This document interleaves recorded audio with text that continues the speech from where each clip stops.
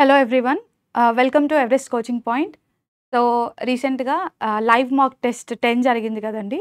So ఇందులో ఉన్న general studies explanation ఒక్కసారి చూసేద్దాం. సో ఎగ్జామ్స్ బాగా దగ్గరకు వచ్చాయి. So I hope me preparation బాగా జరుగుతుందని అనుకుంటున్నాను. అండ్ ఈ పేపర్ లెవెల్ కూడా మోడరేట్గా ఉంది. So most of the questions మీరు ఈజీగానే ఆన్సర్ చేసి ఉండాలి. ఇన్ కేస్ ఆన్సర్ చేయలేకపోతే ఇంకా కాస్త ప్రిపరేషన్ అవసరం అనేది మీరు తెలుసుకోవాలండి. అండ్ ఇంకొకటి ఏంటంటే, సో పేపర్ లెవెల్ రీసెంట్గా మనకి ఫేజ్ 13 ఎగ్జామ్స్ అవుతున్నాయి కదా. సో ఈ ఫేజ్ 13 ఎగ్జామ్స్లో కూడా కొన్ని ఈజీ షిఫ్ట్స్ వస్తున్నాయి, కొన్ని హార్డ్ షిఫ్ట్స్లో మనకి ఓవరాల్ పేపర్ వెయిటేజ్లో అండ్ క్వశ్చన్ ప్యాటర్న్లో కాస్త డిఫరెన్సెస్ కనిపిస్తున్నాయి. సో ఇంపార్టెంట్ టాపిక్స్ని థరోగా ప్రిపేర్ అవ్వాలనేది మాత్రం గుర్తుపెట్టుకోండి. సో అప్పుడే మనం స్టేట్మెంట్ బేస్డ్ క్వశ్చన్స్ని ఆన్సర్ చేయగలుగుతాం. అండ్ ఆప్షనల్ ఎలిమినేషన్ అనేది మనకి పనిచేస్తుందండి. కరెక్ట్గా మనం ప్రిపేర్ అయి ఉంటే ఆప్షనల్ ఎలిమినేషన్ డెఫినెట్గా మీరు చేయగలుగుతారు. That is what I can say. So ఇది అందరికీ ఇలానే ఉంటుంది. So not just for one person. So పెద్దగా వరి అవ్వద్దు ఈ టైంలో. జస్ట్ బాగా ప్రిపేర్ అవ్వండి, రివిజన్ చేయండి అంతే. Okay, now coming to GS questions. So first question చూద్దాం. Who among the following personalities has received both Grammy and Oscar awards? So క్వశ్చన్లో ఏం అడిగారండి? గ్రామీ అవార్డ్ని అలాగే ఆస్కర్ అవార్డ్ని రెండింటిని గెలుచుకున్న ఓన్లీ పర్సనాలిటీ ఎవరు అని అడిగారు. ఇక్కడ మనకి ఆప్షన్స్లో ఉన్న నలుగురు కూడా మ్యూజిక్ ఇండస్ట్రీ అలాగే లిరిక్స్కి సంబంధించిన పర్సనాలిటీస్ అండి. బట్ ఇక్కడ మనకి బాగా గుర్తుండాల్సిన విషయం ఏంటంటే, ఇలాగ గ్రామీ అవార్డ్ అలాగే ఆస్కర్ అవార్డు 2 అవార్డ్స్ని గెలుచుకున్న వ్యక్తి ఆప్షన్స్లో ఉన్న వాళ్ళలో గుల్జార్ అండి. ఎవరు గెలుస్తారు? గుల్జార్ గెలుస్తాడు. సో గుల్జార్ని మనం అబ్జర్వ్ చేసినట్టయితే so he's a famous lyricist అని చెప్పొచ్చండి. Okay, so who is Gulzar అండి? Gulzar is a famous lyricist. Okay, so ఈయన జైహో సాంగ్కి గాను, సో మనకి బాగా తెలుసు కదండి, వెరీ పాపులర్ సాంగ్. సో అందరం చూసే ఉంటాము. జైహో అనే సాంగ్ స్లమ్ డాగ్ మిలియనేర్ నుంచి గెలుచుకోవడం జరిగింది. Okay, from Slumdog Millionaire. Jai Ho అనే పాటకు గాను ఏఆర్ రెహమాన్తో కలిసి ఆస్కర్ గెలుస్తాడండి. సో గుల్జార్ జైహో అనే పాటకి along with Rahman, AR Rahman ఇద్దరికి ఆస్కర్ వస్తుందన్నమాట. అంత పాపులర్ అండ్ ఫేమస్ సాంగ్ అండి జైహో అనేది. మనం కూడా చాలాసార్లు వింటాం, ఎస్పెషల్లీ ఇండిపెండెన్స్ డే సెలబ్రేషన్స్లో అది రెగ్యులర్గా వింటూ ఉంటాం. Okay, now coming to this awards. So Oscar ఎప్పుడు గెలిచాడండి ఈయన? సో మనం అబ్జర్వ్ చేసినట్టయితే ఆస్కర్ ఈయన 2009లో గెలుస్తాడు. ఓకే, అండ్ మన గ్రామీ అవార్డ్ని 2010లో గెలుస్తాడు. Okay, right. సో 2009లో ఆస్కర్ వస్తుంది, గ్రామీ అవార్డ్ ఏమో గుల్జార్కి 2010లో వస్తుందండి. That is also important. Coming to remaining options. So ఇక్కడ ఆప్షన్ ఏ చూడండి, we have Javed Akhtar, right. So Javed Akhtar కనిపిస్తుంది కదా, రైట్. సో జావేద్ అఖ్తర్ ఎవరు అంటే, రీసెంట్గా మీకు మూవీస్ చూసినా కూడా you will know that he is a lyricist అండి. ఓకే, సో ఈయన కూడా లిరిసిస్ట్ అని చెప్పచ్చు. And now coming to the second option, who is Jagjit Singh. So Jagjit Singh ఎవరండి? సో మనకి గజల్స్ ఉంటాయి కదండి, so he's a famous ghazal singer అండి. Jagjit Singh is a famous ghazal singer అని చెప్పచ్చు. And finally coming to Amitabh Bhattacharya. So Amitabh Bhattacharya కూడా లిరిసిస్ట్ అండి. అండ్ హీజ్ మోడర్న్ లిరిసిస్ట్ అని చెప్పచ్చు, బికాజ్ ప్రెజెంట్ మనకి ఎన్నో హిందీ సాంగ్స్లో most of the popular and melodious songs ఈయనే లిరిక్స్ రాశాడండి. So Amitabh Bhattacharya modern lyricist, అలాగే ఫేమస్ అని కూడా చెప్పచ్చు. ఓకే, సో ఇందాక మనం అనుకున్నట్టే, సో 4 ఆప్షన్స్ కూడా ఏదో ఒక విధంగా లిరిక్స్ అండ్ సింగింగ్కి రిలేటెడ్ పర్సనాలిటీస్ అండి, music. Okay, fine. Next question చూద్దాం. For which year was Manna Dey honoured with the Dadasaheb Phalke award? So ఏమడిగారు? దాదాసాహెబ్ ఫాల్కే అవార్డు మన్నాదేకి ఏ సంవత్సరంలో వచ్చింది అని అడిగారు. సో మనకి బాగా తెలుసు మన్నాదే ఎవరండి? Playback singer. ఈయనకి 2007లో దాదాసాహెబ్ ఫాల్కే అవార్డు వస్తుంది. ఎప్పుడు వస్తుంది? 2007లో. సో మన్నాదే ఎవరు అంటే ఈజ్ అ ప్లేబ్యాక్ సింగర్ అండి. Okay, right. So in case మీకు దాదాసాహెబ్ ఫాల్కే అవార్డ్స్కి సంబంధించిన బేసిక్స్ ఏమైనా ఐడియా ఉంటే మన ఎవరెస్ట్ కోచింగ్ పాయింట్ యూట్యూబ్ ఛానల్లోనే దాదాసాహెబ్ ఫాల్కే అవార్డ్స్ అలాగే భారత్ రత్న అవార్డ్స్ మీద ఒక మ్యారథాన్ వీడియో అప్లోడ్ చేయడం జరిగిందండి. ఒక్కసారి చూసేసేయండి. 1 hour కూడా ఉండదు. బట్ బేసిక్స్ నుంచి మనకి కరెంట్ అఫైర్స్ పార్ట్ అంటే 2024లో భారతరత్న అవార్డ్స్ ఇచ్చారు, దాదాసాహెబ్ ఫాల్కే అవార్డ్స్ ఇచ్చారు. సో ఆ 2024 కరెంట్ అఫైర్స్ పార్ట్ వరకు మీకు క్లియర్గా ఎక్స్ప్లెయిన్ చేయడం జరిగింది అండ్ డిఫరెన్సెస్తో సహా ఎక్స్ప్లెనేషన్ ఉందండి. సో ఒక్కసారి చూడండి, డెఫినెట్గా యూజ్ అవుతుంది అది. ఎందుకంటే 25లో మనకి ఇంకా అనౌన్స్ చేయలేదు కాబట్టి. So it is a recent current affair part and static జీకేలో కూడా అవార్డ్స్ అనేది ఇంపార్టెంట్ టాపిక్. ఒక్కసారి చూడండి Dadasaheb Phalke awards video. Okay, so ఉంటుంది, ఒకసారి చూడండి. Right, now coming to this Manna Dey. So Manna Dey ఎవరండి? Is a famous playback singer అండి. అండ్ మన్నాదేని మనం అబ్జర్వ్ చేసినట్టయితే 1950s నుంచి ఓకే 1970s వరకు ప్లేబ్యాక్ సింగింగ్లో చాలా మంచి చాలా బ్రైట్గా షైన్ అయ్యాడని చెప్పొచ్చండి Manna Dey. Okay, that is his speciality అనమాట. సరే, coming to the remaining things, ఆప్షన్స్లో మనకి 2015 ఉంది. సో 2015లో దాదాసాహెబ్ ఫాల్కే అవార్డు ఎవరికి వచ్చిందండి? సో యాక్చువల్గా ఇది మనకి శశి కపూర్కి ఇస్తారు. ఎవరికి ఇస్తారు? శశి కపూర్కి ఇచ్చారు. Okay, next 2019. సో 2019లో మీరు అబ్జర్వ్ చేసినట్టయితే దాదాసాహెబ్ ఫాల్కే అవార్డు అమితాబ్ బచ్చన్కి ఇస్తారండి. ఎవరికి ఇచ్చారు? అమితాబ్ బచ్చన్కి ఇస్తారు. ఓకే, అమితాబ్ బచ్చన్. అండ్ ఫైనల్గా మనకి 2001. సో 2001లో ఈ దాదాసాహెబ్ అవార్డుని యష్ చోప్రాకి ఇస్తారు. Yash Chopra was awarded Dadasaheb Phalke award. And coming to Manna Dey, ఈయన ప్లేబ్యాక్ సింగర్ అండ్ ఎస్పెషలీ మీరు అబ్జర్వ్ చేస్తే క్లాసికల్ సింగింగ్లో చాలా ఫేమస్ అండి. ఏ సింగింగ్ అని చెప్పొచ్చు ముఖ్యంగా. సో మనకి సింగింగ్లో చాలా రకాలు ఉంటాయి, బట్ ఈయన మాత్రం క్లాసికల్ సింగింగ్లో అంత ఫేమస్ అయ్యి దాదాసాహెబ్ ఫాల్కే అవార్డు తీసుకున్నారంటే it is not an easy thing అండి. So very very important personality. Right, national statistics day is celebrated every year on which day? So క్వశ్చన్లు ఏమడిగారండి? ప్రతి సంవత్సరము నేషనల్ స్టాటిస్టిక్స్ డేని మన ఇండియా ఏ రోజున సెలబ్రేట్ చేస్తుంది? సో ఏ రోజున సెలబ్రేట్ చేస్తుందండి? 29th జూన్ కదా? Yes, so June 29th celebrate చేస్తుంది. Option C is the answer. Coming to this day, so ఈ డే ఎవరి బర్త్డే అండి? PC Mahalanobis birthday. So Prashanta Chandra Mahalanobis అంటాము, లేదా పిసి మహల్నోబిస్ అంటాము. సో ఇది పిసి మహల్నోబిస్ గారి బర్త్డే అండి. అండ్ ఆయన చాలా ఇంపార్టెంట్ పర్సనాలిటీ అండ్ చాలాసార్లు మనం ఆయన కోసం డిస్కస్ చేశాము. బట్ స్టిల్ బ్రీఫ్గా చెప్పాలంటే మన Indian Statistical Institute founder, right? Yes, so he's the founder of Indian Statistical Institute అని చెప్పచ్చు. అన్నిటికీ మించి మనకి సెకండ్ 5-year ప్లాన్లో ఈయన ఆర్కిటెక్ట్ అండి. రెండో 5-year ప్లాన్లో మనం హెవీ ఇండస్ట్రీ మీద ఫోకస్ చేయాలి, హెవీ ఇండస్ట్రీస్ని ఎస్టాబ్లిష్ చేసుకోవాలి అని చెప్పి ఈ ప్లాన్ ఇచ్చిన person PC Mahalanobis. So architect of second 5-year plan అని కూడా పిలుస్తాం ఆయన్ని. సో ఈయనవి స్టాటిస్టికల్గా అయినా ప్లానింగ్లో అయినా సరే ఎన్నో కాంట్రిబ్యూషన్స్ ఉన్నాయి. సో అందుకనే జూన్ 29th ఆయన బర్త్డేని మనం ఈ నేషనల్ స్టాటిస్టిక్స్ డే కింద సెలబ్రేట్ చేయడం జరుగుతుంది. అండ్ ఈ డేని ఎప్పటి నుంచి సెలబ్రేట్ చేస్తున్నారు? ఫస్ట్ నుంచి ఉందా అంటే కాదండి. సో మనకి first time national statistics day 2007లో సెలబ్రేట్ చేశారు. ఎప్పుడు స్టార్ట్ అయ్యాయండి సెలబ్రేషన్స్? 2007లో స్టార్ట్ అయ్యాయి. ఓకే, అది కూడా గుర్తుండాలి. Coming to remaining options, so ఇక్కడ మనకి 27th జూన్, 28th జూన్ ఇచ్చారు, రైట్? అండ్ 30th జూన్ ఉంది. Coming to June 27th, June 27th world diabetes డేని సెలబ్రేట్ చేస్తామండి. ఏం సెలబ్రేట్ చేస్తున్నాం?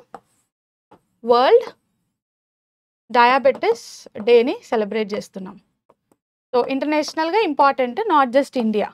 కమింగ్ టు 28th జూన్ మనకి తెలుసు కదండి, ఆర్మ్డ్ ఫోర్సెస్ డే అంటాము, right? Very important. So armed forces డేని 28th జూన్న మనం సెలబ్రేట్ చేయడం జరుగుతుంది. And coming to 30th June అండి. సో 30th జూన్కి ఒక స్పెషాలిటీ ఉంది అండ్ దట్ ఈస్ ఆస్ట్రాయిడ్స్ అండి. ఏ డే? సో మనకి ఆస్ట్రాయిడ్స్ వస్తూ ఉంటాయి కదా స్పేస్ నుంచి. ఆ ఆస్ట్రాయిడ్ డే కింద, వరల్డ్ ఆస్ట్రాయిడ్ డే కింద 30th జూన్ని మనం వరల్డ్, నాట్ జస్ట్ ఇండియా, వరల్డ్లో సెలబ్రేట్ చేస్తాం. సో క్వశ్చన్లో కాంటెక్స్ని మనం అబ్జర్వ్ చేస్తే 2 ఇంపార్టెంట్ వరల్డ్ డేస్ ఇచ్చారు, 2 ఇంపార్టెంట్ నేషనల్ డేస్ ఇచ్చారండి. సో 4 ఆప్షన్స్ ఇంపార్టెంటే. బట్ మోస్ట్ ఇంపార్టెంట్ అన్నప్పుడు we can say 28 and 29 June most important. Okay, right. What is the name of the operation launched by the CBI to combat cyber crimes involving mule bank accounts? So ఇలా fake bank accounts, fraudulent bank accounts ఏవైతే ఉన్నాయో వీటిని target చేస్తూ మన central bureau of investigation రీసెంట్గా operation Chakra 5ని launch చేసిందండి. Operation పేరేంటి మీరు చూడొచ్చు ఆప్షన్స్లో. ఆప్షన్ బి ఆపరేషన్ చక్ర 5 అనమాట. సో ఇది ఏం చేస్తుందంటే సైబర్ క్రైమ్కి అగెన్స్ట్గా ఫైట్ చేస్తుంది. సో సైబర్ క్రైమ్స్కి అగెన్స్ట్గా ఫైట్ చేయడం అంటే నార్మల్ ఫైట్ కాదండి. కంటిన్యూస్గా రీసెంట్గానే 2025లో లాంచ్ చేశారు. ఓకే, 2025 లాంచ్ అండి, 25 కరెంట్ అఫైర్స్ ఇది. సో ఈ లాంచ్లో కంటిన్యూస్గా రైడ్స్ జరుగుతుంది. మీరు న్యూస్లో కూడా చూసినట్టయితే రైడ్స్ బాగా పాపులర్ అయ్యాయి సిబిఐ రీసెంట్గా. సో ఒకసారి చూడండి. సో ఇది ఎందులో వస్తుంది అంటే ఆపరేషన్ చక్ర 5లో వస్తుంది. సో న్యూస్ పరంగా ఇట్స్ పాపులర్ ఆపరేషన్ అని చెప్పచ్చు. సో ముఖ్యంగా ఇది రైడ్స్ దేని మీద జరుపుతుంది అంటే మనకి కాల్ సెంటర్స్లో కొన్ని ఇల్లీగల్ కాల్ సెంటర్స్ ఉంటాయండి. సో అటువంటి ఇల్లీగల్ కాల్ సెంటర్స్ మీద రైడ్స్ జరుపుతుంది. Okay, right. Next question, which state one the women's hockey India masters cup 2025? So hockey cup, so A hockey cup కోసం మాట్లాడుతున్నామండి? India masters cup 2025. ఈ కప్కి ఒక speciality ఉందండి. యాక్చువల్గా ఈ హాకీ ఇండియా మాస్టర్స్ కప్ని రీసెంట్గా మన ఇండియా స్టార్ట్ చేసింది. అంటే దాని అర్థం ఏంటంటే మొట్టమొదటి ఎడిషన్ అండి. ఓకే, దీని యొక్క ఫస్ట్ ఎడిషన్ని 2025లోనే కండక్ట్ చేయడం జరిగింది. అది దీని స్పెషాలిటీ. సో ఫస్ట్ ఎడిషన్ని హోస్ట్ చేసిన వాళ్ళు ఎప్పుడు ఇంపార్టెంటే, బికాజ్ ఎనీథింగ్ ఫస్ట్ అనేది జనరల్గానే ఇంపార్టెంట్. స్పోర్ట్స్ పాయింట్ ఆఫ్ వ్యూలో చూసుకుంటే కూడా మన ఎస్ఎస్సి ఎగ్జామ్స్లో important topic. So it's a sports topic. So మనకు తెలియాలి హోస్ట్ ఎవరు అనేది, రైట్? సో హోస్ట్ ఎవరండి? తమిళనాడు. సో ఇండియా మొదలుపెట్టిన మొట్టమొదటి హాకీ ఇండియా మాస్టర్స్ కప్ని హోస్ట్ చేసిన ప్రాంతం తమిళనాడు, చెన్నై అని చెప్పచ్చండి. సో తమిళనాడు హోస్ట్ చేసింది బాగానే ఉంది, బట్ గెలిచిన టీం ఎవరు? ఇక్కడ క్వశ్చన్ జాగ్రత్తగా అబ్జర్వ్ చేయాలి. మెన్స్ అడిగారా, ఉమెన్స్ అడిగారా? ఉమెన్ అడిగారు. సో మహిళల్లో ఎవరు గెలిచారండి? ఒడిషా. ఏ టీం గెలిచిందని చెప్పచ్చు? సో ఒడిషా అనే టీమ్ గెలిచింది అని చెప్పచ్చు. Now coming to the runner-up. So runner up ఉన్నారా? ఎస్, ఆప్షన్స్లోనే ఉన్నారు. సో ఉమెన్స్ టీంలో రన్నరప్ ఇస్ పంజాబ్ అండి. రన్నరప్ ఎవరు? పంజాబ్ అని చెప్పచ్చు. Now coming to men's. So first edition ఉమెన్కే కాదండి, మెన్స్ది కూడా ఈ ఇయరే జరిగింది. సో ఈ ఇయర్ మెన్స్లో విన్నర్ ఎవరండి? హోస్ట్ చేసిన తమిళనాడు. సో గుర్తుండాలి. సో మెన్స్ విన్నర్ అన్నప్పుడు హోస్ట్ అన్నా సరే మనకి తమిళనాడు గుర్తు రావాలండి. ఫైన్. అలాగే రన్నరప్. సో మెన్స్ రన్నరప్ ఎవరు అంటే ఆప్షన్స్లోనే ఉందండి.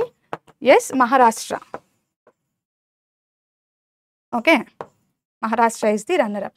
సో మహిళల్లో ఏమో ఒడిషా గెలిచింది, రన్నరప్ పంజాబ్ అయితే మెన్స్లో ఏమో తమిళనాడు గెలిచారు, అండ్ రన్నరప్స్ ఏమో మెన్స్లో మహారాష్ట్ర అని చెప్పచ్చండి. గుర్తుండాలి, బికాస్ 2025లో జరిగింది, దట్ టు ఫస్ట్ ఎడిషన్ జరిగిందండి. Okay, right. Who among the following proposed the term ecosystem? So question ఏమి అడిగారండి? ఇకోసిస్టమ్ అనే పదాన్ని మొట్టమొదటిగా కాయిన్ చేసిన వ్యక్తి ఎవరండి? ఏజీ టాన్స్లీ కదా, the most famous. So ecosystem అన్నప్పుడు మనం మన ఎన్వైర్న్మెంట్తో ఎలా ఇంటరాక్ట్ అవుతాం. సో ఇంటరాక్షన్ అన్నప్పుడు ఇక్కడ దేనికోసం మాట్లాడుతున్నామండి? సో ఇక్కడ బోత్ మన బయోటిక్ వస్తాయి, ఏబయోటిక్ కాంపోనెంట్స్ కూడా వస్తాయి. సరే, ఇవన్నీ బేసిక్స్ మనం చాలాసార్లు చూసాము. Coming to the year. So AG Tansley ecosystem ఇయర్ని ఎప్పుడు ప్రపోజ్ చేస్తాడండి? సో యాక్చువల్గా 1935లో ప్రపోజ్ చేస్తాడు ఈ పదాన్ని, 1935. Coming to subjects. సో మనకి ఫిజిక్స్ అనే పదం. సో మనకి ఫస్ట్ టైం ఫిజిక్స్ అనే పదాన్ని కాయిన్ చేసింది ఎవరండి? ఆన్సర్ చేయాలి, మీరు కూడా ఆన్సర్ చేస్తూ ఉండాలి. సో హీస్ అరిస్టాటిల్ అండి. ఓకే, మొట్టమొదటిసారి కాయిన్ చేసింది ఫిజిక్స్కి సిమిలర్ టర్మ్ని కాయిన్ చేసింది అరిస్టాటిల్ అని చెప్తూ ఉంటాం. Okay, next coming to chemistry. So chemistry అనే పదాన్ని ఫస్ట్ టైం ఎవరు కాయిన్ చేస్తారండి? సో రాబర్ట్ బాయిల్ కాయిన్ చేస్తాడు. కెమిస్ట్రీ అనే పదాన్ని మొట్టమొదటిసారి రాబర్ట్ బాయిల్ కాయిన్ చేయడం మనకి కనిపిస్తుంది. And coming to another term which is biology. So biology అన్నప్పుడు ఫస్ట్ టైం ఈ పదాలని కాయిన్ చేసింది ఇద్దరండి. Okay, so one is gene Baptist అంటాము, రైట్? జీన్ బ్యాప్టిస్ట్, అంటే ముఖ్యంగా జీన్ బ్యాప్టిస్ట్ అని చెప్తూ ఉంటాము. బయాలజీ అనే పదాన్ని ఎవరు కాయిన్ చేశారని అడిగితే. బట్ జీన్ బ్యాప్టిస్ట్తో పాటు వీ హ్యావ్ త్రివైర్నిస్ అంటామండి. Okay, so is also known as త్రివైర్నిస్ లేదా త్రివైర్నిస్. సో వీళ్ళిద్దరూ కాయిన్ చేస్తారు, అంటే కలిసి కాయిన్ చేయరండి. జీన్ బ్యాప్టిస్ట్ ఇండివిజువల్గా ఆయన రైటింగ్స్లో పదాన్ని యూస్ చేస్తాడు. ట్రెవైర్నిస్ కూడా ఇండివిజువల్గా రైటింగ్స్లో ఈ పదాన్ని యూస్ చేస్తారు. సో ఈ విధంగా ఇద్దరు ఇన్వాల్వ్ అయి ఉన్నారని చెప్పచ్చు. బట్ మోస్ట్లీ ఆప్షన్స్లో మాత్రం ఫస్ట్ ప్రిఫరెన్స్ మనం జీన్ బ్యాప్టిస్ట్కే ఇవ్వాల్సి ఉంటుంది. ఓకే, సో మనకి కొన్ని సైన్స్లో ఉన్న ఇంపార్టెంట్ పదాలని కాయిన్ చేసిన పర్సనాలిటీస్ అండి వీళ్ళు. ఓకే, సో ఇక్కడ ఉన్న 4 ఇంపార్టెంటే మనకి. Okay, right. నెక్స్ట్,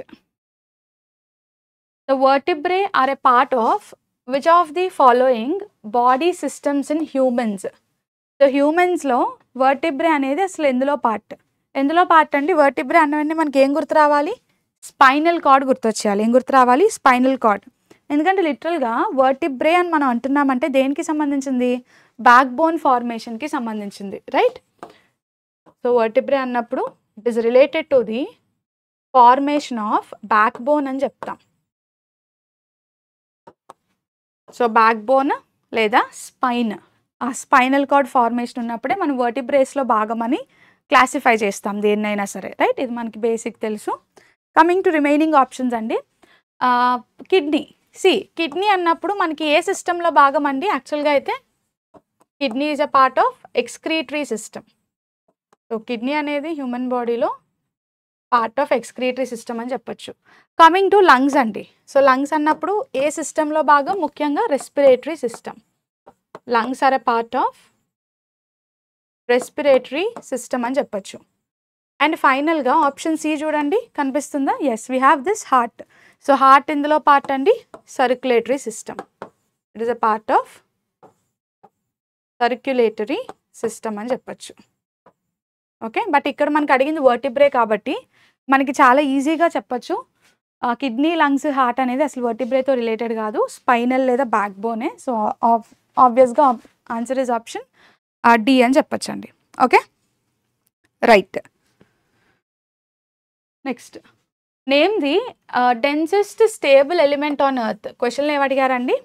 మొత్తం భూమి మీదే స్టేబుల్ ఎలిమెంట్స్లో అత్యంత డెన్సిటీ ఉన్న ఎలిమెంట్ ఏంటి? సో ఇమేజ్ మనం అబ్జర్వ్ చేయొచ్చు. సో ఇమేజ్లో మీరు అబ్జర్వ్ చేస్తే దిస్ ఈజ్ ఆస్మియం అండి. ఏమంటాం దాన్ని? ఆస్మియం అని పిలుస్తాము. సో హైయెస్ట్ డెన్సిటీ కలిగిన స్టేబుల్ ఎలిమెంట్ ఆస్మియమే. సో ఇది ఎందులోకి వస్తుంది అంటే మనకి ప్లాటినం గ్రూప్ ఆఫ్ ఎలిమెంట్స్లోకి వస్తుంది. ఏ గ్రూప్ అండి? యాక్చువల్గా అయితే platinum group.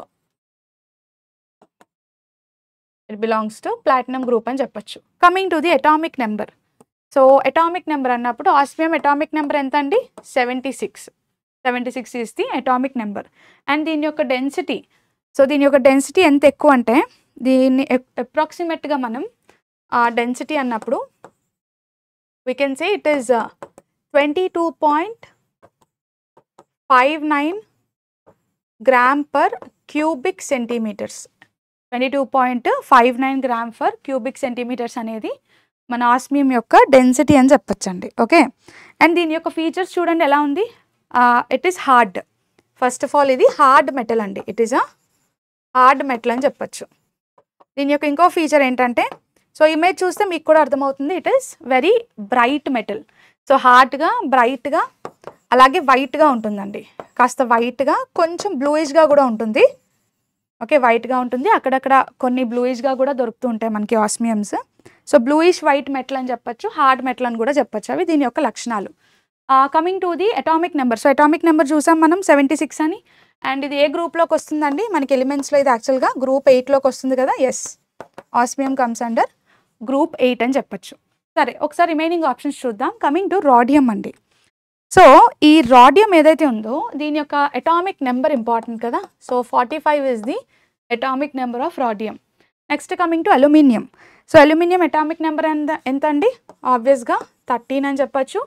And coming to tungsten. Tungsten atomic number ఎంత? 74 అని చెప్పొచ్చు, right? Yes, 74 is the atomic number. Coming to the osmium, ఇది అసలు ఇలా ఒక platinum group of element exist అవుతుంది, ఇది ఇంత డెన్సిటీ ఉంది అని చెప్పి ఫస్ట్ దీన్ని ఎవరో ఒకరు డిస్కవర్ చేయాలి కదండి. సో అలా డిస్కవర్ చేసిన పర్సన్ ఎవరు ఇంపార్టెంట్, ఎవరు డిస్కవర్ చేశారు, స్మిత్సన్ టెనెంట్ డిస్కవర్ చేస్తారండి. It was discovered by Smithson Tennant అనే వ్యక్తి, is the man behind its discovery. Okay, right. What was the name of the wind measuring instrument invented for the first time in 1450? So మనకి మొట్టమొదటిసారి 15వ శతాబ్దంలో లేదా 1450లో విండ్ని measure చేసే ఇన్స్ట్రుమెంట్ని కనిపెట్టారండి. Okay, so ఎవరు కనిపెట్టారు, మనకి ఇటాలియన్ ఆర్కిటెక్ట్ అయిన లియోన్ బటిస్టా అనే వ్యక్తి. ఎవరు కనిపెట్టాడండి, లియోన్ బటిస్టా అనే వ్యక్తి. సో విచిత్రం ఏంటంటే ఈయన ఒక ఆర్కిటెక్ట్, గుర్తుండాలి ఎవరండి ఈయన, he's an architect from Italy. So Italy దేశస్థుడు, ఆర్కిటెక్ట్. సో ఈయన అనమాట మొట్టమొదటిసారి విండ్ని మెజర్ చేసే ఒక ఇన్స్ట్రుమెంట్ని కనుగొన్నారు. సో అదేంటండి, అనిమోమీటర్ అంటాం కదా, రైట్. సో విండ్ని మెజర్ చేసే ఇన్స్ట్రుమెంట్ని అనిమోమీటర్ అని పిలుస్తూ ఉంటాం. సరే, now coming to remaining options. ఒకసారి ఏ ఇన్స్ట్రుమెంట్ దేనికి యూజ్ చేస్తారనేది చూసేద్దాం. క్వశ్చన్లోనే మనకి ఇయర్ కూడా ఇచ్చేశారు. సో ఇయర్ మీకు ఎలాగా గుర్తుంటుంది, క్వశ్చన్ చూసే ఉంటారు. కమింగ్ టు ట్రాన్స్మిసోమీటర్ అండి. సో ఆప్షన్ ఏలో ఏముంది మనకి, ట్రాన్స్మిసోమీటర్. ఇది ఏం మెజర్ చేస్తుంది, ఇట్ మెజర్స్ అట్మాస్ఫిరిక్ విజిబిలిటీ, అంతేనా. సో మన అట్మాస్ఫిరిక్ విజిబిలిటీని మెజర్ చేసేది మన ట్రాన్స్మిసోమీటర్ అని చెప్పచ్చు. నెక్స్ట్ చూడండి, drop sound.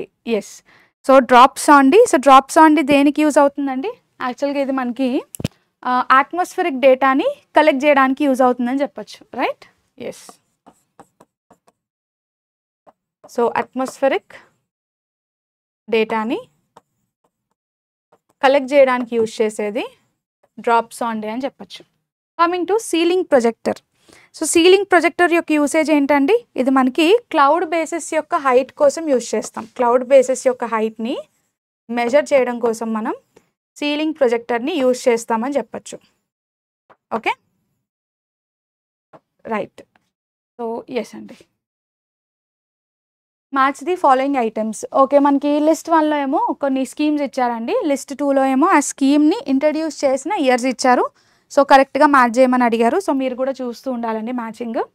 Coming to first, Kasturba Gandhi Balika Vidyalaya scheme.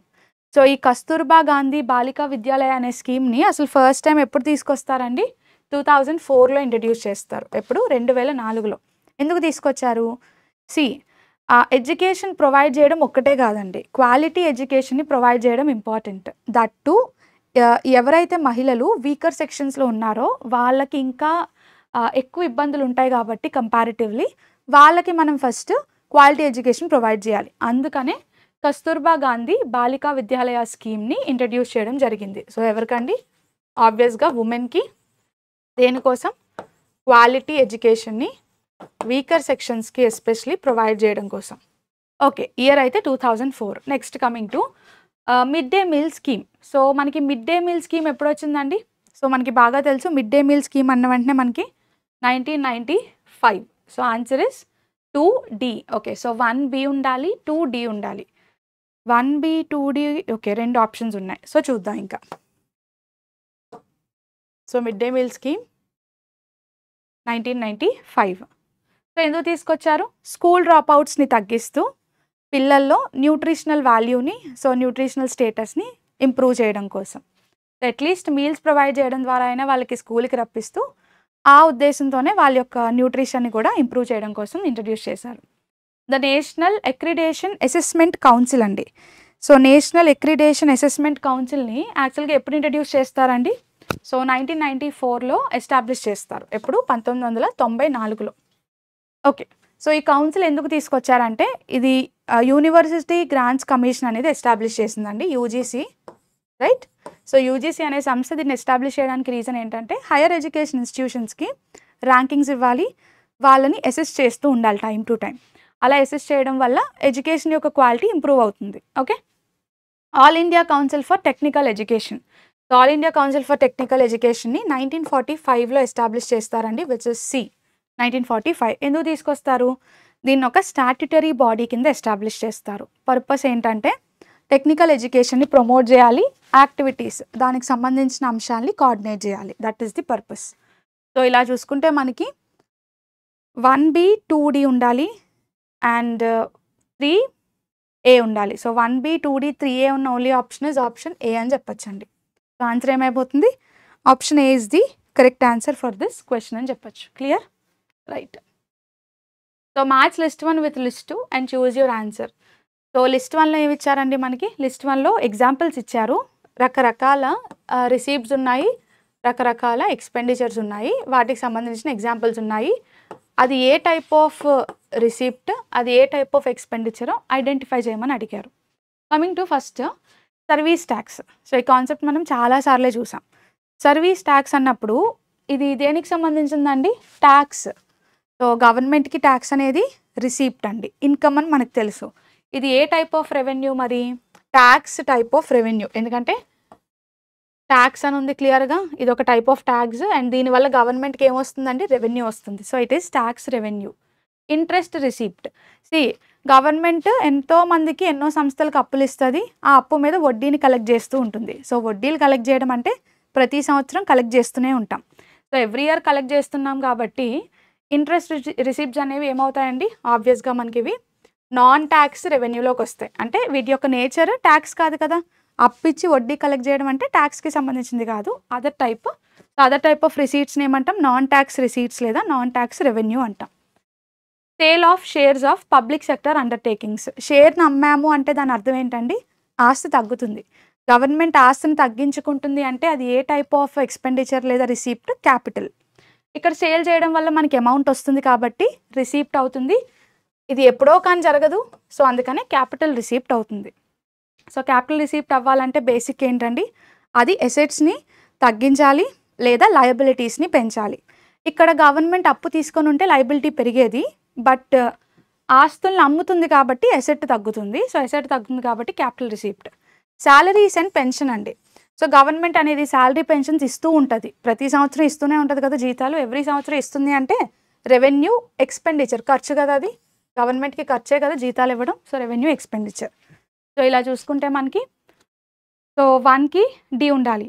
Yes. So 1కి డి చాలా ఆప్షన్స్ ఉన్నాయి. సో నెక్స్ట్ 2కి సి ఉండాలి. So 1D 2C. So 1D 2C ఉన్న ఓన్లీ ఆప్షన్ ఏంటండి? ఆబ్వియస్గా ఆన్సర్ ఇస్ ఆప్షన్ సి అని చెప్పచ్చు. ఎస్. 3A 4B సరిపోయింది. Option C is the correct answer for this question. Correctly match the following. Okay, మళ్ళీ matching ఇచ్చారు, states ఇచ్చారు, biosphere reserves ఇచ్చారు. ఆ పర్టికులర్ రిజర్వ్ని స్టేట్తో మ్యాచ్ చేయమన్నారు. కమింగ్ టు అస్సాం అండి. సో అస్సాంలో మనకి మోస్ట్ ఫేమస్ మానస్ అనే బయోస్పియర్ రిజర్వ్ ఉంది. Yes, Manas is located in Assam అని చెప్పచ్చు. నెక్స్ట్ మధ్యప్రదేశ్. సి. ఇక్కడ before we answer the question 1కి సి ఉండాలండి. అండ్ ఇక్కడ ఈజీగా మనం ఆన్సర్ ఫైండ్ చేయొచ్చు. 1కి సి ఉన్న ఓన్లీ ఆప్షన్ ఏంటి? ఆబ్వియస్గా option A is the answer. Coming to A is the answer. Coming to Madhya Pradesh. So Madhya Pradesh యొక్క రిజర్వ్ ఏంటండి? Pachmarhi biosphere reserve is located in Madhya Pradesh. Odisha అన్నప్పుడు మనకి సిమ్లీపాల్ ఒడిశాలో ఉంది, నోక్రెక్ ఏమో మేఘాలయలో ఉంది. నోక్రెక్ ఎక్కడుందండి? మేఘాలయలో ఉంది. So 1C 2A 3D 4B ఇలా చూసుకుంటే option A is the correct answer for this question. Coming to biosphere reserves.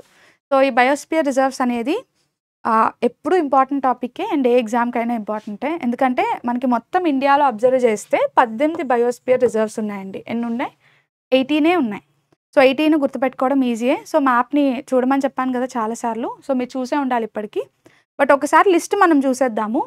ఈ 18 బయోస్పియర్ రిజర్వ్ స్పెషాలిటీ ఏంటంటే ట్రైబ్స్ అయినా లేదా హ్యూమన్స్ అయినా సరే ఫారెస్ట్లో ఉంటూ నివసిస్తూ, సో ఎన్వైర్న్మెంట్ హ్యూమన్స్ ఇద్దరు కలిసి ఇంటరాక్ట్ అవుతూ ఉంటారు.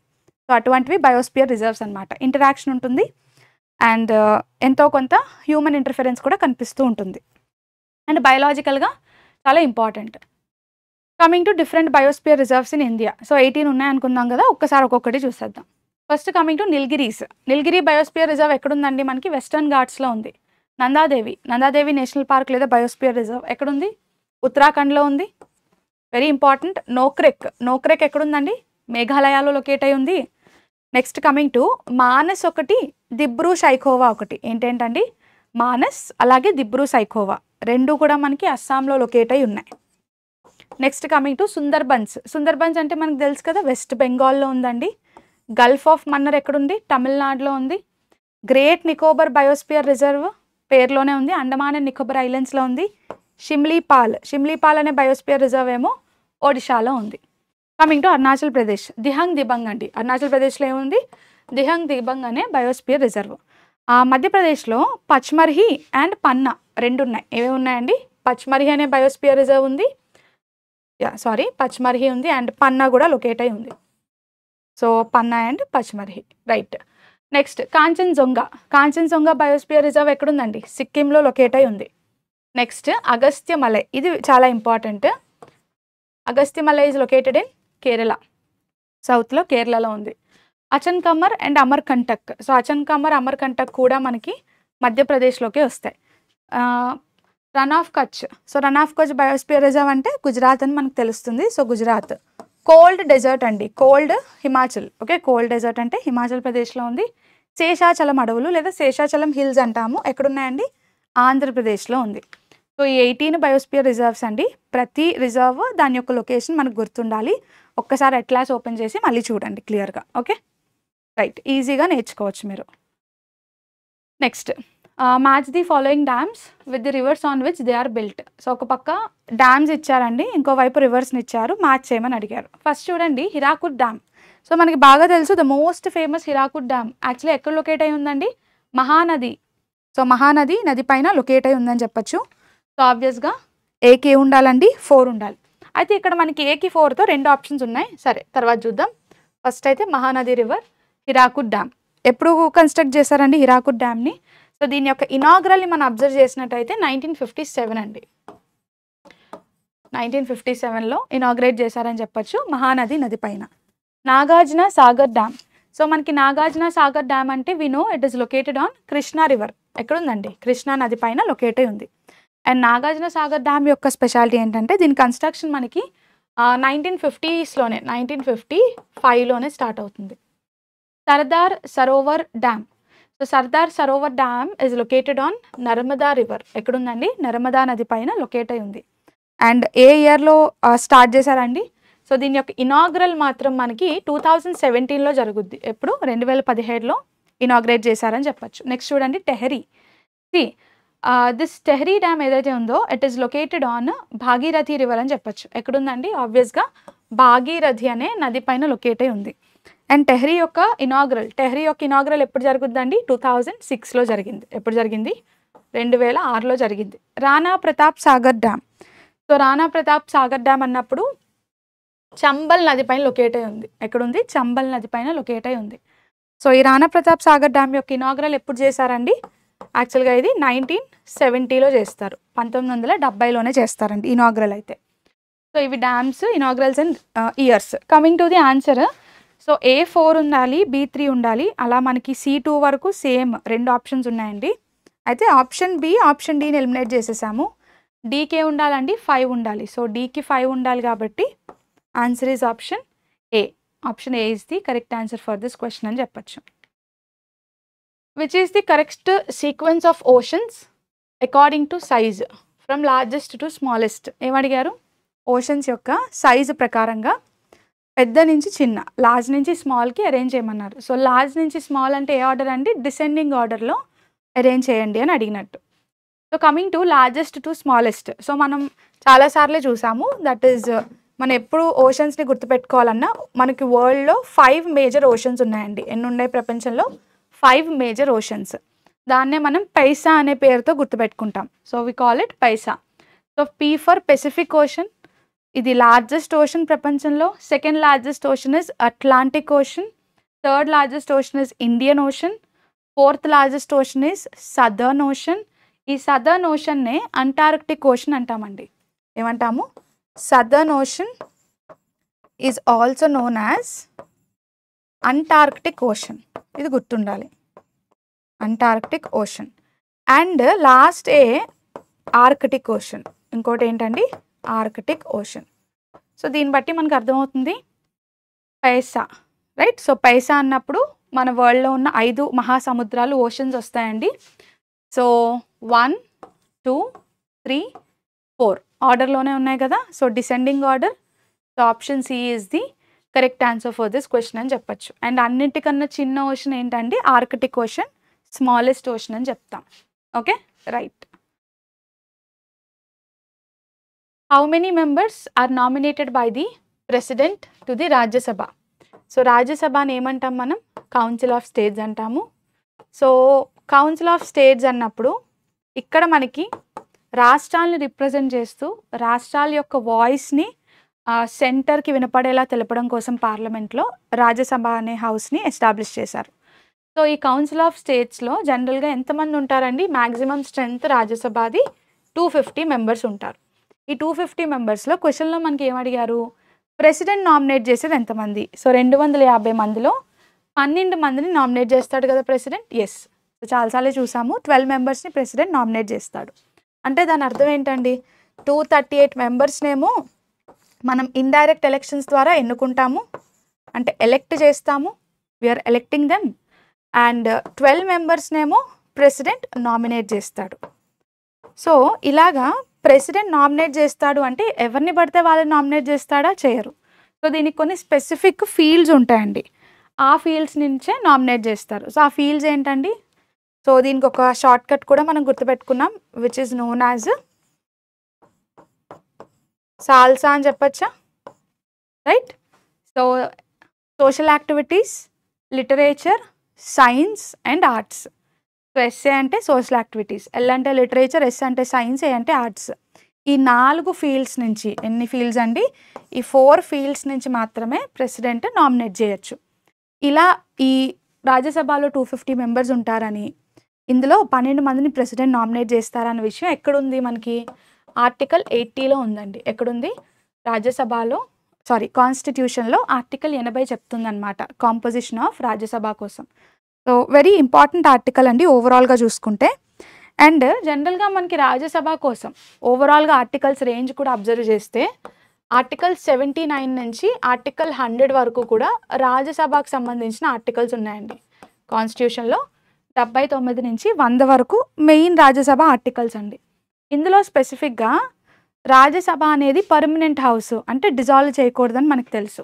సో ఇది ఎప్పుడు లోక్సభ లాగా డిజాల్వ్ అయిపోదు, పర్మనెంట్ హౌస్.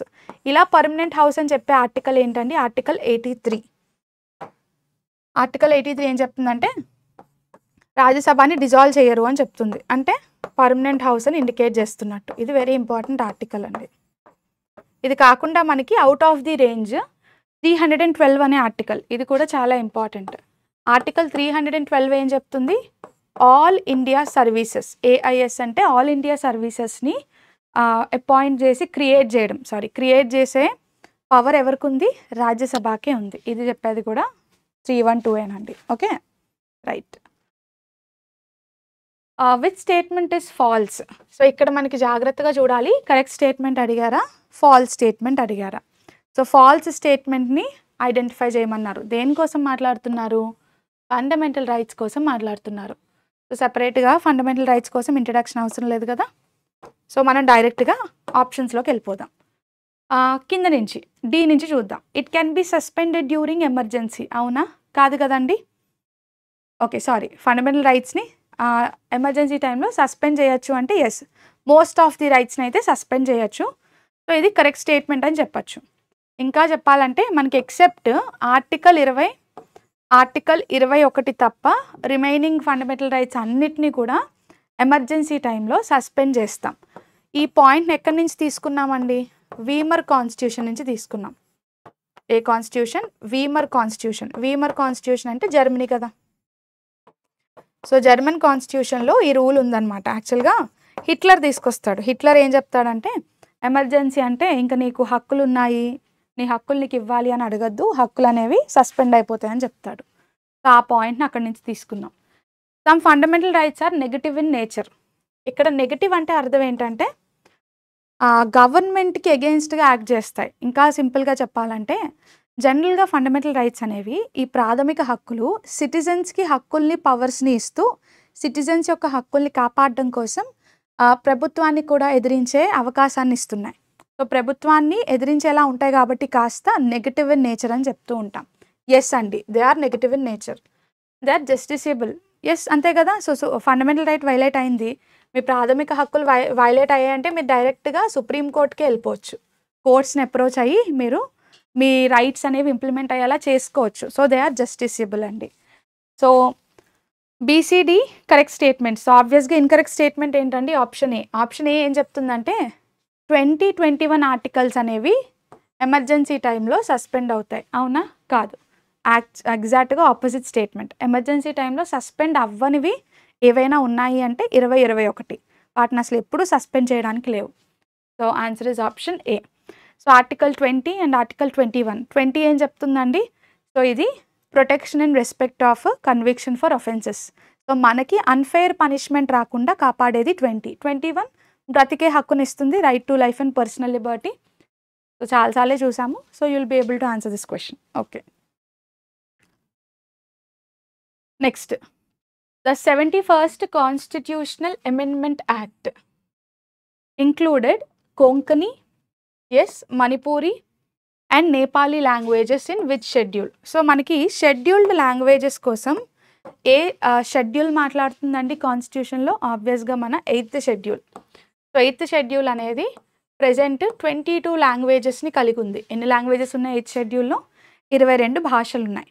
ఇందులో మనకి 71st కాన్స్టిట్యూషనల్ అమెండ్మెంట్ యాక్ట్ని కేంద్ర ప్రభుత్వం 1992లో తీసుకొస్తుంది. ఎప్పుడు తీసుకొచ్చింది పార్లమెంట్? 1992లోనే తీసుకొచ్చింది. ఇలా ఎందుకు తీసుకొచ్చారంటే ఈ 8th షెడ్యూల్ అనే దాంట్లో లాంగ్వేజెస్ని యాడ్ చేయడం కోసం. సో ఏం యాడ్ చేయాలండి? ఆబ్వియస్గా they want to add 3 languages into this constitution. So దీని ద్వారా 3 లాంగ్వేజెస్ని యాడ్ చేయడానికి ట్రై చేశారు.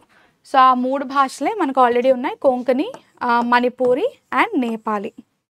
So answer is option A అని చెప్పచ్చు. అండ్ రిమైనింగ్ మనకి 12 షెడ్యూల్స్ కూడా మనం చాలా క్లియర్గా చాలాసార్లు చూసాం. సో ఒకప్పుడు మనకి కాన్స్టిట్యూషన్ తీసుకొచ్చినప్పుడు 8 షెడ్యూల్స్ ఉండేవి, అవి కాస్త +4 అయ్యి ఇప్పుడు ఎన్ని షెడ్యూల్స్ ఉన్నాయండి? 12 షెడ్యూల్స్ ఉన్నాయి. రైట్.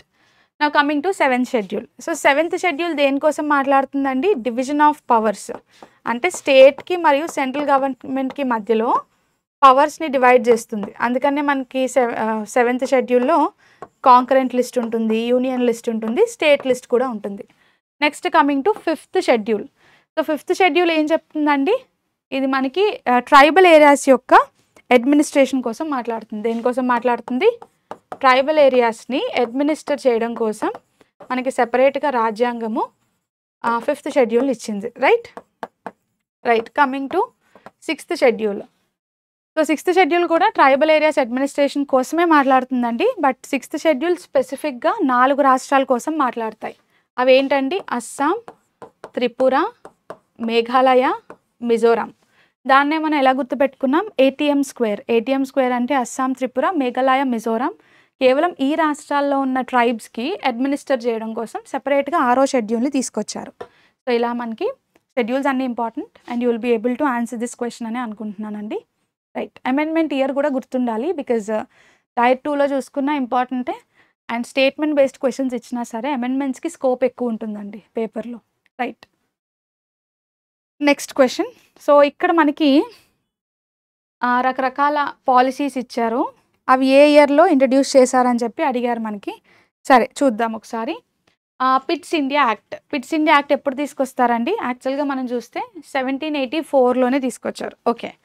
సో ఫస్ట్ ఏకి 1 ఉంది. Pits India act 1784. Permanent settlement of Bengal. Permanent settlement of Bengal ఎప్పుడు తీసుకొస్తారు? 1793లోనే తీసుకొస్తారు. సో అది కూడా పక్కనే ఉందండి. Introduction of the subsidiary alliance. యాక్చువల్గా అయితే మీరు జస్ట్ అది చూసి ఆన్సర్ పెట్టేస్తారు, అంత ఈజీగా ఉంది క్వశ్చన్.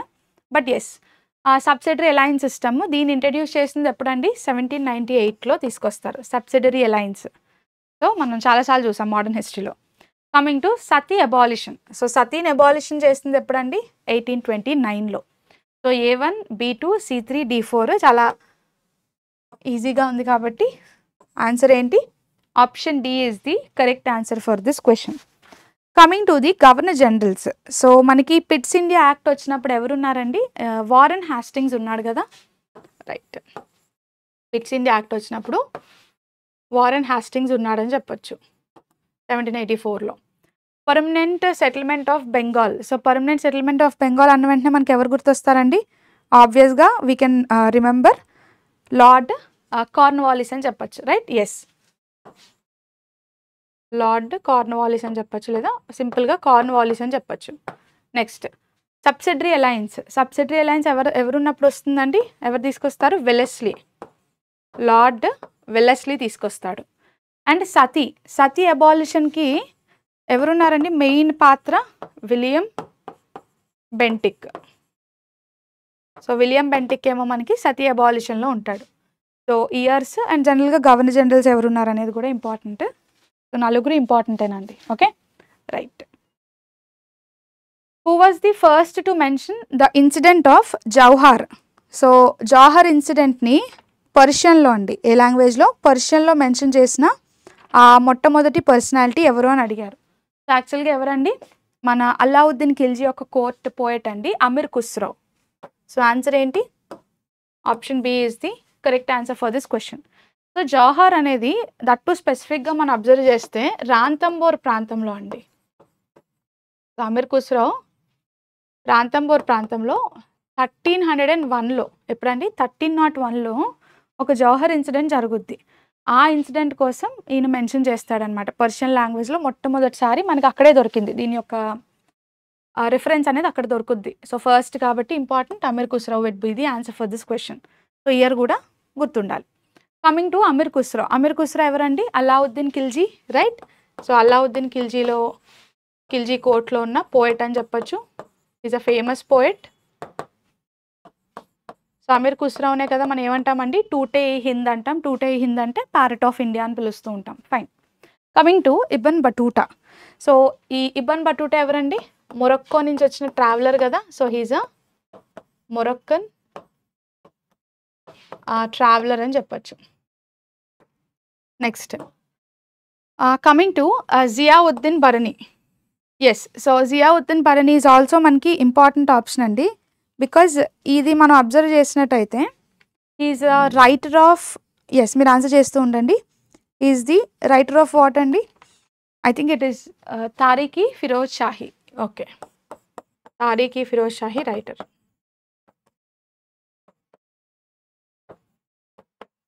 అండ్ ఫైనల్గా we have this Hasan Nizami. I think ఈ ఆప్షన్ మనం రీసెంట్ లైవ్ మాక్ టెస్ట్లోనే ఒక మ్యాచింగ్లో చూసినట్టున్నాం, right? Yes. So this man Hasan Nizami. So Hasan Nizami is related to, దీని యొక్క writing is Tajul Masir. Yes, Tajul Masir అండి.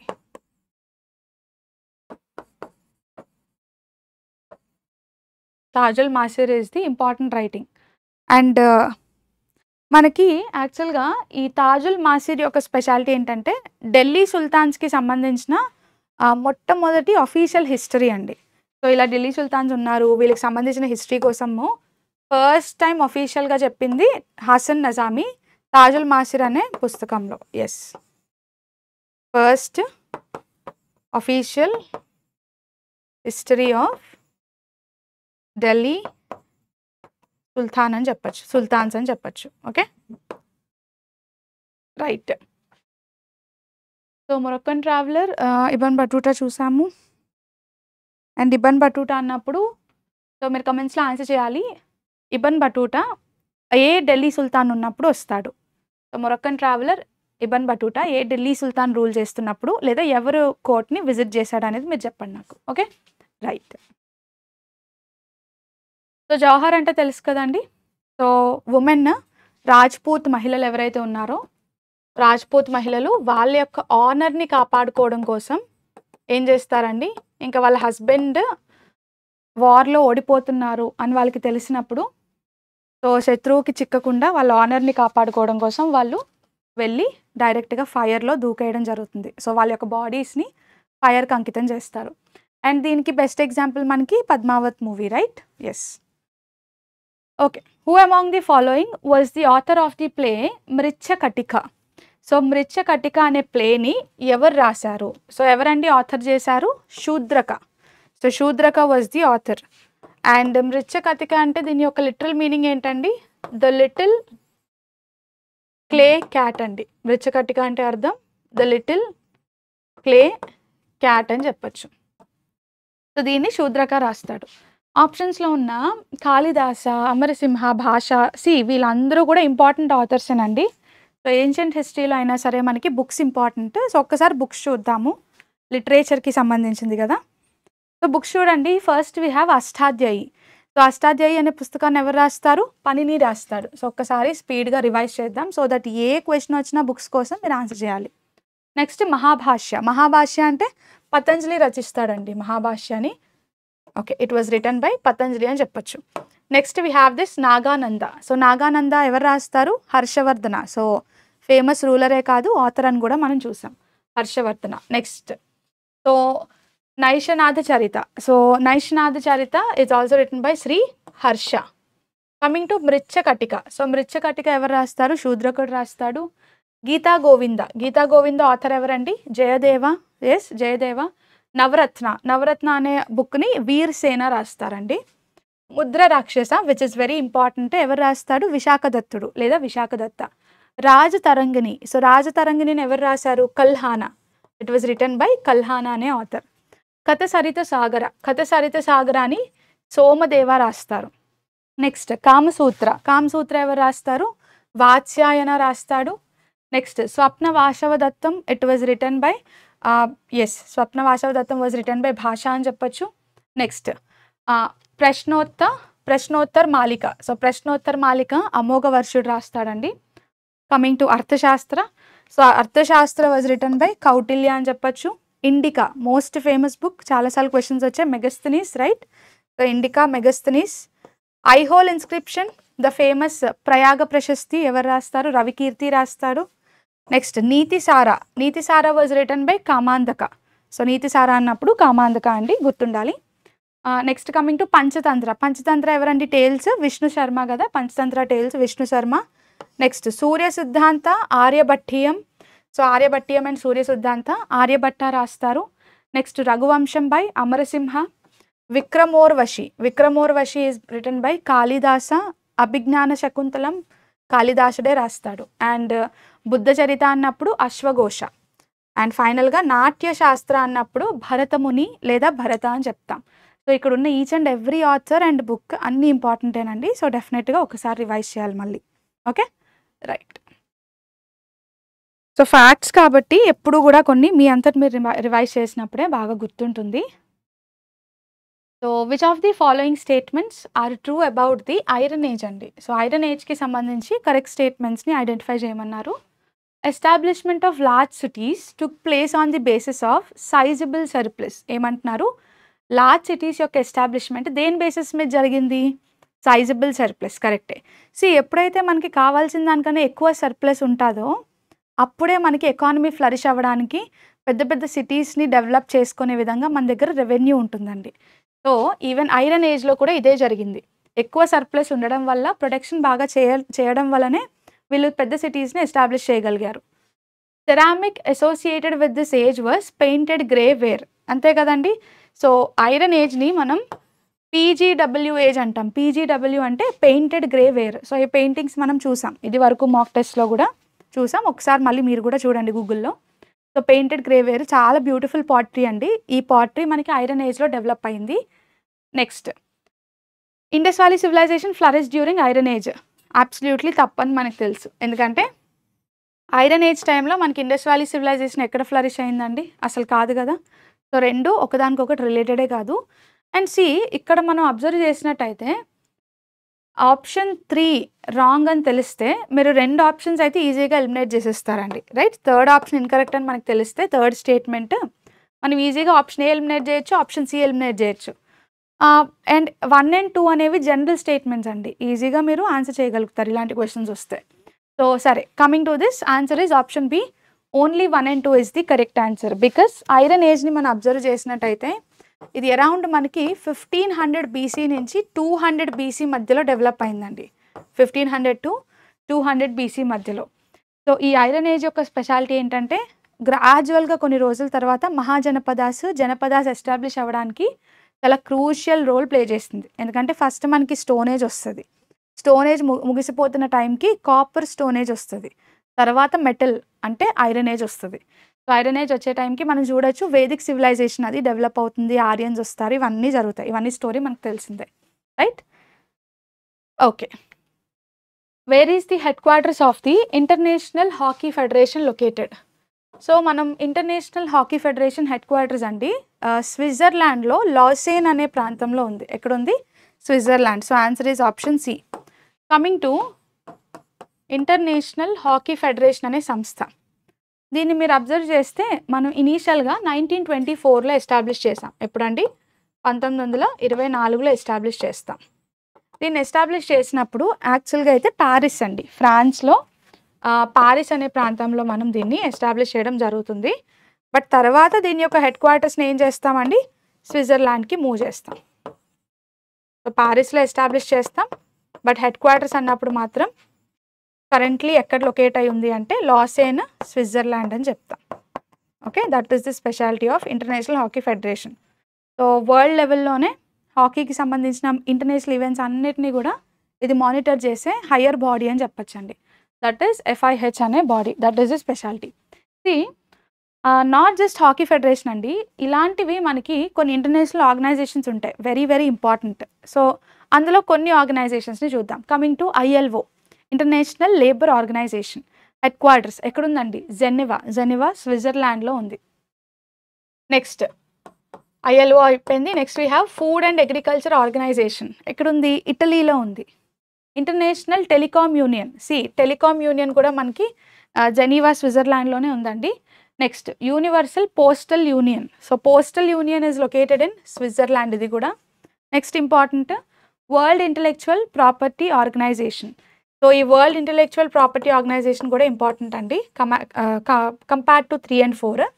So, it is also located in Geneva Switzerland. Next WMO.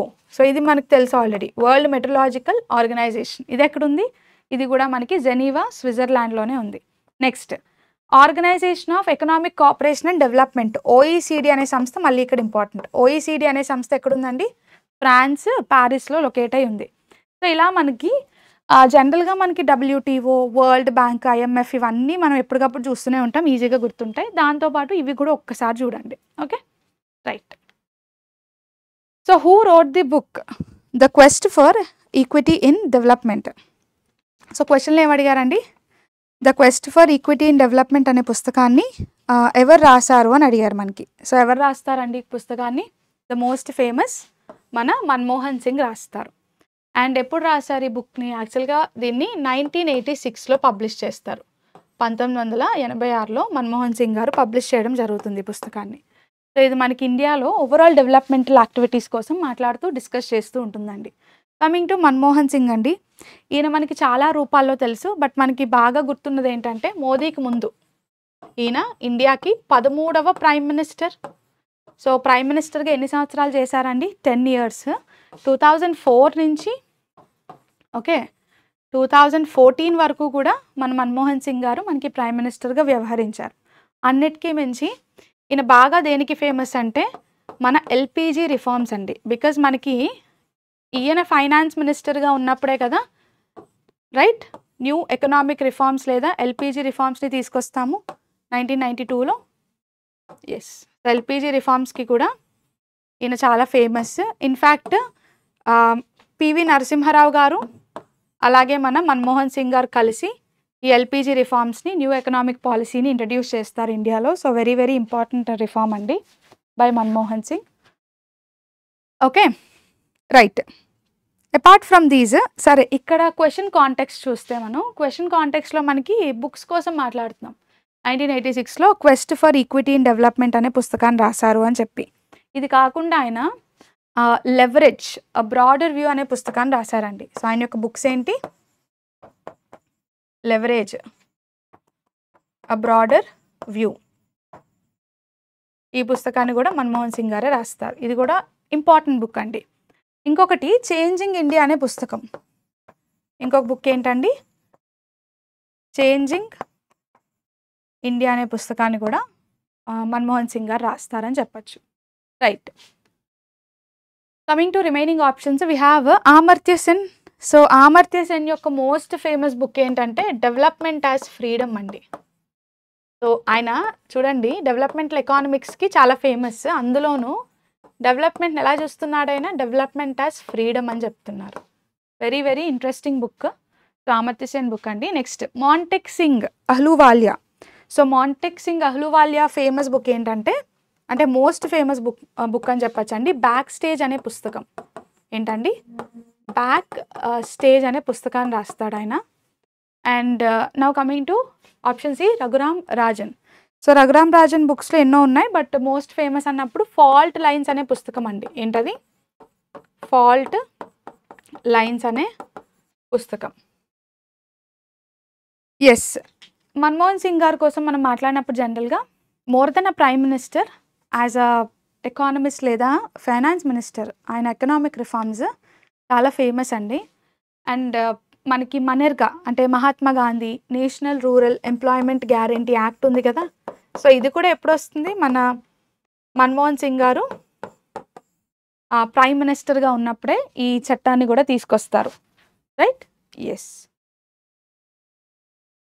So yeah, books and authors ఇందాక already revise చేసాం. Next question, who among the following was the first para athlete to receive the Rajiv Gandhi Khel Ratna award?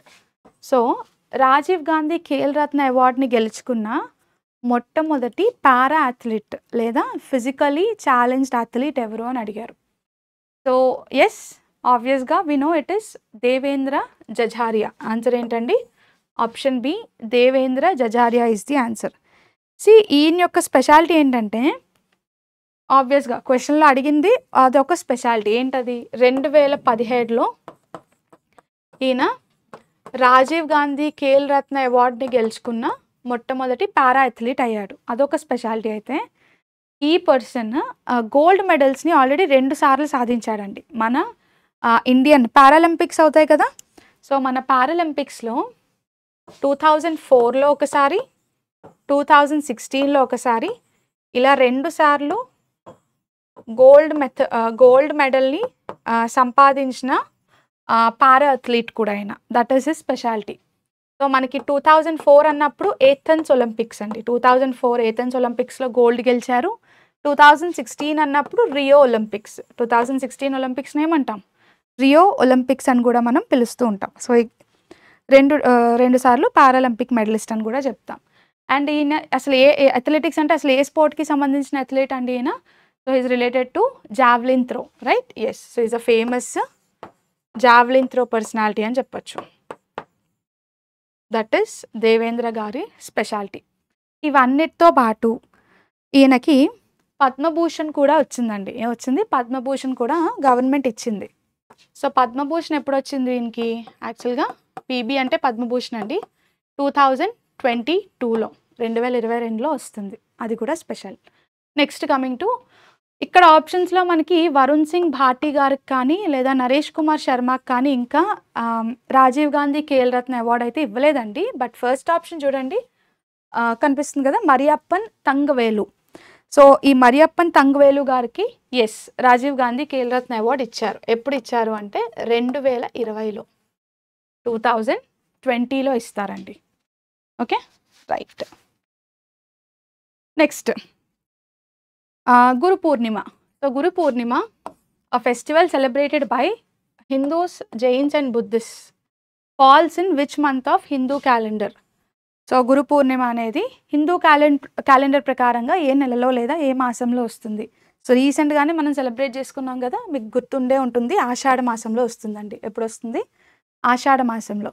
So ఆషాఢ మాసం అన్నప్పుడు మనకి most probably ఎక్కువగా జూన్లో వస్తుందండి, అప్పుడప్పుడు June జూలైలో ఉంటుంది. సో జూన్ అండ్ జూలై మంత్స్లో ఆషాఢ మాసం టైంలో, ఆషాఢ అనే హిందూ మంత్ టైంలో గురు పూర్ణిమ అనే ఫెస్టివల్ని మనం సెలబ్రేట్ చేస్తాం.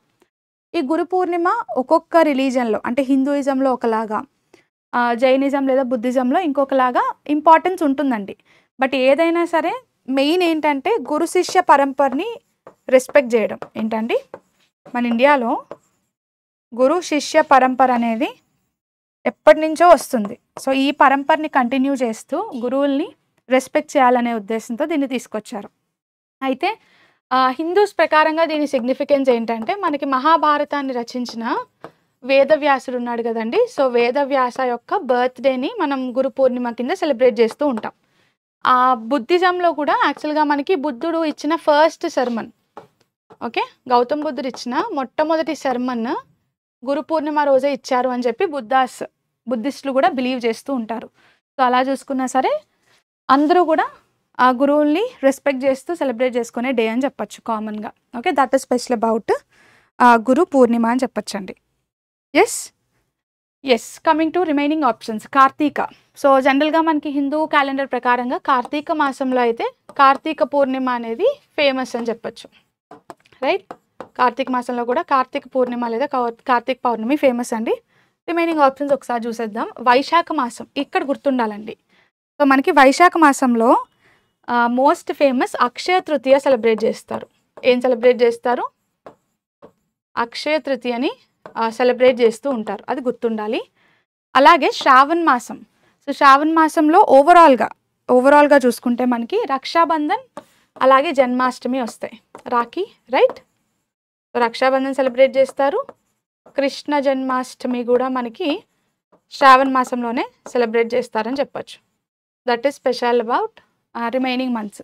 సో ఇక్కడ ఇచ్చిన 4 కూడా ఇంపార్టెంట్ మంత్స్ అని చెప్పచ్చండి, right. Yes, yeah, okay. So live mock test ఏంటండి. సో ఐ హోప్ మీరు బాగా ప్రిపేర్ అవుతున్నారని అనుకుంటున్నాను. మీకు ఇంకా ఎక్కడైనా డౌట్స్ ఉంటే మీరు కమెంట్ చేయొచ్చండి. సో వీడియో నచ్చినట్టయితే డెఫినెట్గా లైక్ చేయండి. అలాగే ఒక్కసారి ఎక్స్ప్లెనేషన్ అయిపోయిన వెంటనే మాత్రం పీడిఎఫ్ మీకు ప్రొవైడ్ చేయడం జరుగుతుంది డిస్క్రిప్షన్లో. సో ఒక్కసారి నోట్స్ని కూడా రివైజ్ చేసేసేయండి, right. Thank you very much అండి.